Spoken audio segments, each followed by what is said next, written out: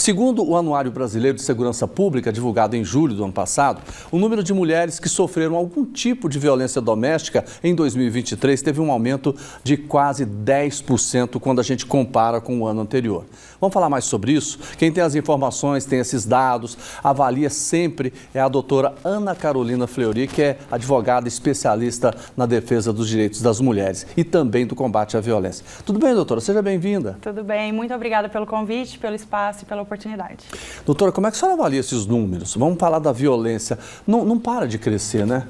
Isso é uma realidade que a gente acompanha há muitos anos e a sensação é a que a gente estava conversando nos bastidores, que parece que não para, né? Parece que não reduz. Isso se deve a vários fatores, mas principalmente se a gente pudesse listar aqui alguns, seria de fato as políticas públicas não apenas para que as mulheres denunciem, mas também para o depois dessa denúncia. As mulheres estão denunciando.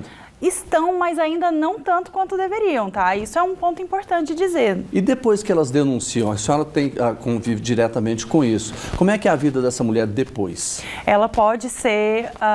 Ela pode enfrentar muitas dificuldades. Acredito que a questão financeira é uma questão, um ponto principal, um desdobramento, porque isso reflete não apenas na vida das mulheres, mas dos seus filhos, dos seus trabalhos, aonde vão morar, do que vão viver. Então, ainda faltam políticas públicas para esse pós-denúncia. A gente até tem conseguido uma conscientização maior. Entretanto, conseguir esse desdobramento prático de como é que ficam a vida dessas mulheres depois é ainda um ponto que a gente precisa refletir bastante, principalmente porque precisa de um acompanhamento, não só da mulher, mas também de tudo o que a envolve. Agora, doutora, tem programas, inclusive o governo de Goiás tem um programa que auxilia essas vítimas de violência. Mas o que é preciso fazer mais? É pouco ainda? É pouco ainda, diante do número de casos ainda é pouco, tanto de alcance do programa quanto de investimento em políticas públicas, como esses programas já são mesmo. Mas falta esse desenvolvimento maior e, mais do que isso, a apresentação desses programas e mostrar que existem essas possibilidades para as mulheres que chegam para denunciar. Elas precisam saber que isso existe. Pois é, até agora há pouco a gente até ouviu uma frase que o governador disse que em briga de marido e mulher não se mete a colher, mete sim, e além disso a algema no agressor. Mas não é só algema, né, doutora? Porque essas pessoas, elas são violentas, crescem. E aí, como é que fica essa situação? O homem também, ele precisa ser visto também nesse processo todo? De que forma? Ele precisa ser visto, não como protagonista, mas ele precisa sim ser visto e acompanhado no sentido de um monitoramento para saber se, olha, esse homem é um homem que existe a possibilidade de melhora, existe a possibilidade desse homem ter realmente resultados práticos no sentido de não cometer mais atos de violência, de compreender aquilo que estava fazendo, de se compreender nesse contexto. Então isso é sim muito importante, é necessário que os homens tenham acompanhamento. A gente tem os grupos reflexivos do Tribunal de Justiça, a gente tem também a possibilidade de pedir esse acompanhamento nos processos judiciais e só então a gente consegue pensar realmente em resultados. Que é interessante, né? Você tem a medida protetiva, né, que afasta o homem da mulher. Esse é o objetivo. Mas deixa ele para lá sem fazer nenhum trabalho de recuperação, né? E importante demais o que você está trazendo para a gente lembrar que as medidas protetivas não servem apenas para afastar o homem do lar.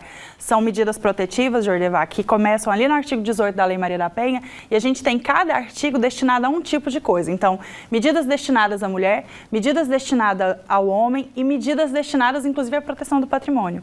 Então, a gente consegue analisar ali, com uma visão técnica de especialista, o que vai ser melhor colocado, pensando justamente nesses desdobramentos. Funciona sim, só que deixa ainda a desejar. Não funciona tanto quanto, porque depende de vários outros fatores. Quais? A justiça como um todo, então o sistema de justiça, o sistema de proteção à mulher, como a gente chama, psicólogas, assistentes sociais, médicos, e aí pensando em órgãos, Ministério Público, Delegacia, IML, tudo isso tem que funcionar muito bem para conseguir aplicar a lei. A lei possui dispositivos diversos, eficazes, mas que ainda cedem de aplicação. Aquele aplicativo, Mulher Segura, ele fez bem, trouxe vantagens positivas? Eu acredito que trouxe sim. Na minha avaliação trouxe, como eu falei para você, ainda falta... Eu tenho visto uma melhora muito grande, viu? Porque isso agora, não sei se você sabe, sai junto da decisão da medida protetiva, como é que a mulher deve usar o programa. Então, isso já é uma vantagem muito grande. Eu sinto a falta apenas do conhecimento de mulheres que ainda não tiveram acesso a uma delegacia, ao Poder Judiciário, para que elas saibam que isso existe, que elas podem, inclusive, no aplicativo pedir ajuda. Por que essas mulheres não têm esse acesso que a senhora está dizendo? O que falta? falta conscientização, especialmente uma conscientização que vai além do mês de março, né? Então a gente vê sempre os meses de março e agosto como aí um epicentro da discussão da violência contra a mulher. Então, por que não trazer isso para o nosso dia a dia? É um problema do dia a dia. A gente tem mulheres sendo assassinadas a cada 1h30. É lamentável. Sim. Doutora Ana Carolina Fleury, advogada especialista em defesa dos direitos das mulheres, das mães e das crianças. Obrigado. Muito obrigada. Boa tarde.